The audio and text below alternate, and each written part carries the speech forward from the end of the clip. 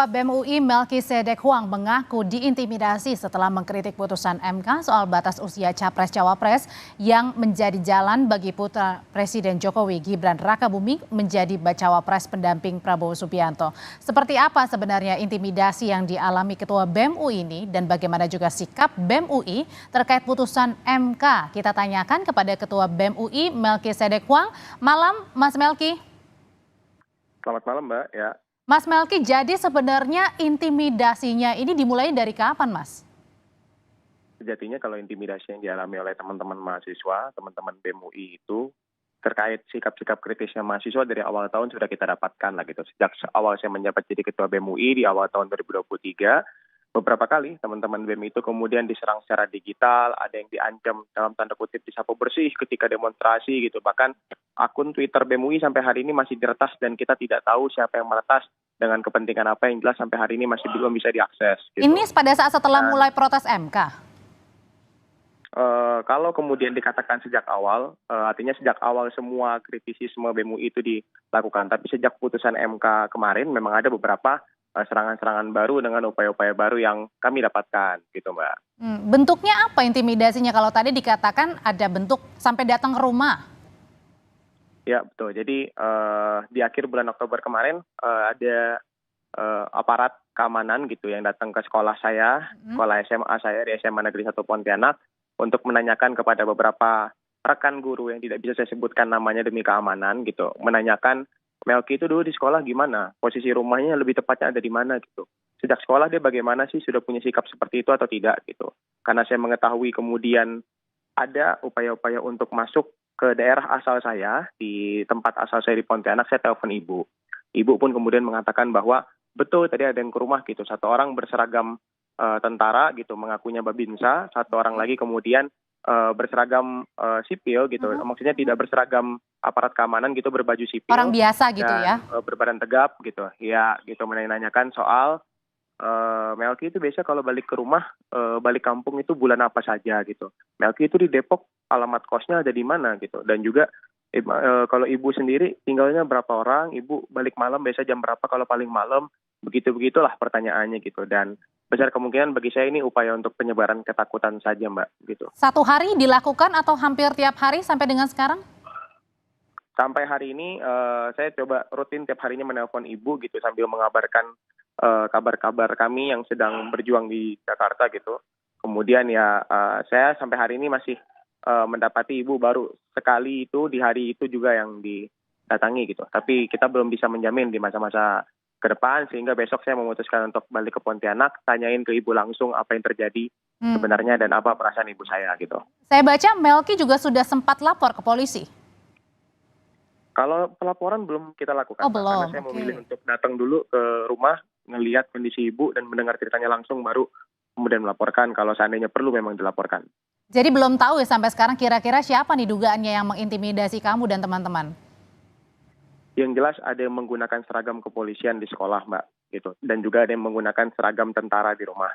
Dan kalau ditanya dengan apakah ini dari instansi mana ataupun unit mana, saya tidak punya kewenangan lebih untuk menjawab karena bukan saya yang ditanya langsung. Gitu Mbak. Mas Melki dan teman-teman, apakah ini merasa sebagai bentuk intimidasi? Kalau bagi kami ini adalah upaya intimidasi dalam bentuk penyebaran rasa takut. Kami diharapkan untuk takut, kemudian untuk berbicara apapun, kami diharapkan untuk takut mengkritik, kami diharapkan untuk takut mengeluarkan daya kritis kami gitu. Tapi ya tidak sedikit pun upaya-upaya ini bagi kami membuat gentar gitu. Justru kami malah senang gitu.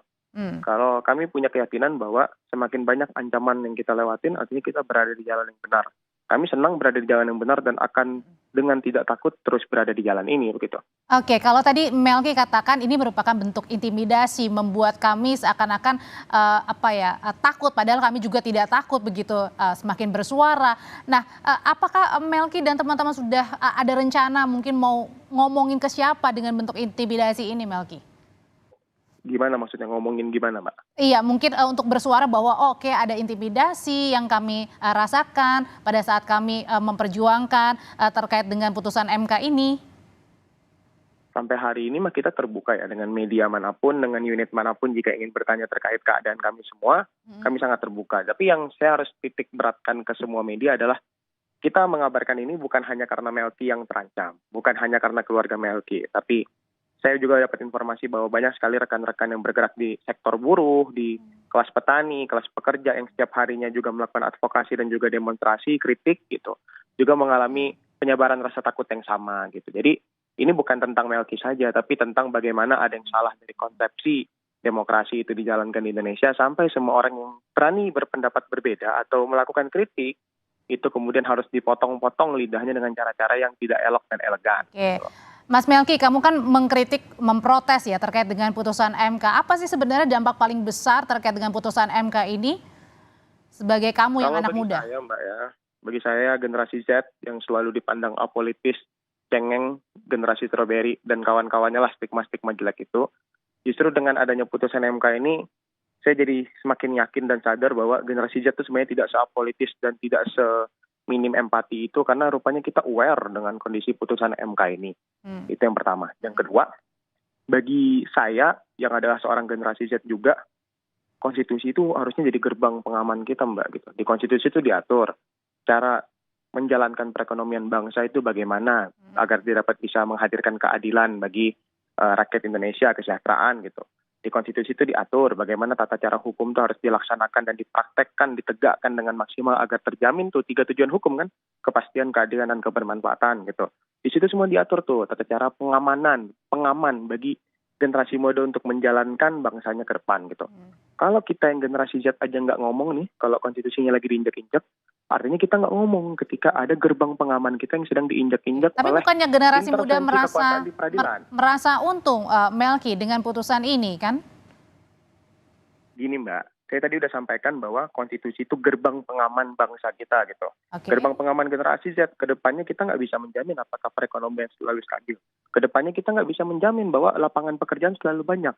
Kedepannya kita nggak bisa menjamin bahwa hubungan internasional, kondisi berbangsa dan bernegara selalu baik. Apa yang bisa membuat kondisi-kondisi yang tidak bisa diprediksi ini terus bisa menghadirkan keamanan? Ya konstitusi. Karena konstitusi dasar jalannya berbangsa bernegara gitu. Kalau konstitusi yang ada gerbang pengamannya sudah diinjak-injak, artinya biasa ada potensi kan ke depannya lebih tidak stabil lagi nih kondisi generasi Z di masa mendatang. Yang punya republik ini kan kita-kita yang sekarang lagi berusia muda. 20, 30, 40 tahun lagi republik ini punya kita. Kalau kita menjalankan republik ini dengan ketidakpastian dan tidak punya dasar yang baik untuk menjalankan konsepsi berbangsa bernegara, ya kacau semuanya gitu. Jadi kalau gerbang pengamannya udah roboh, ya pasti keamanan orang-orang di dalam rumah kan terancam gitu Mbak. Melki, ini disebutkan bahwa kamu bilang butuh pemimpin muda yang hargai konstitusi bukan karena privilege. Ini maksudnya ditujukan untuk siapa? Sepertinya itu bukan statement ini ya, statement yang ada di Keutuhan Kebangsaan. Karena yang saya katakan di Keutuhan Kebangsaan adalah kita butuh pemimpin muda, tapi pemimpin muda yang menghargai hukum dan konstitusi dan lembaga peradilan gitu. Ditujukan ke siapa? Ya ini ada refleksi diri bagi semua capres-cawapres gitu. Apakah mereka sudah cukup menghargai konstitusi? Apakah mereka sudah cukup menghargai peradilan? Jadi saya ingin hadirkan persepsi pada seluruh gelombang muda rakyat Indonesia bahwa yang hari ini kita perlukan bukan sekedar usia yang muda.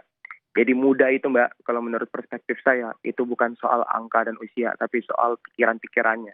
Pikiran-pikiran muda itu anti nepotisme. Pikiran-pikiran muda itu anti hal-hal yang kemudian melanggar hukum dan konstitusi karena itu gerbang pengaman generasi muda. Jadi kalau kemudian kita mengaku muda tapi ide-idenya masih tua, ya jangan ngaku muda lah. Apalagi di masa-masa pilpres begini semua orang berlomba-lomba muda kan, pakai celana jeans, pakai jaket jeans, akunya di London Milea pakai motor gede gitu, keliling-keliling jalan-jalan dengan motor-motor besar gitu. Ya itu jangan dianggap muda karena muda itu soal pikiran dan keberpihakan. Baik Ketua BEM UI Melki Sedek-Huang, terima kasih untuk berbagi tadi soal dugaan intimidasi yang dialami Anda bersama juga dengan keluarga pasca putusan MK atau pada saat putusan MK berlangsung. Terima kasih Ketua BEM UI Melki Sedek, sehat selalu.